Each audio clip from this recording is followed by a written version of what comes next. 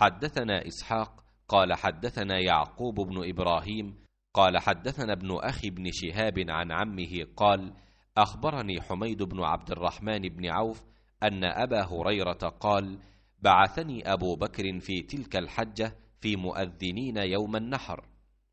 نؤذن بمنى ألا لا يحج بعد العام مشرك ولا يطوف بالبيت عريان. قال حميد بن عبد الرحمن ثم أردف رسول الله صلى الله عليه وسلم عليا فأمره أن يؤذن ببراءة. قال أبو هريرة فأذن معنا علي في أهل منى يوم النحر لا يحج بعد العام مشرك ولا يطوف بالبيت عريان।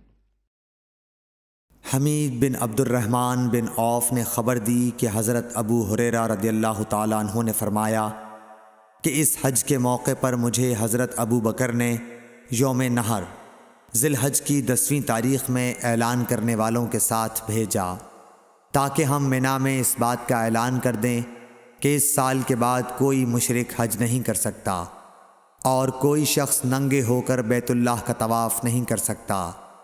हमीद बिन अब्दुर्रहमान ने कहा, इसके बाद रसूलुल्लाह सल्लल्लाहु अलैहि वसल्लम ने हज़रत अली रज़ियल्लाहु ताला अन्हु को हज़रत अबू बकर के पीछे भेजा और उन्हें हुक्म दिया कि वो सूरह बरत पढ़कर सुना दें और इसके मज़ामीन का आम ऐलान कर दें। अबू हुरैरा रज़ियल्लाहु ताला अन्हु फरमाते हैं कि हज़रत अली रज़ियल्लाहु ताला अन्हु ने हमारे साथ नहर के दिन मिना में 10वीं तारीख़ को ये सुनाया कि आज के बाद कोई मुशरिक न हज कर सकेगा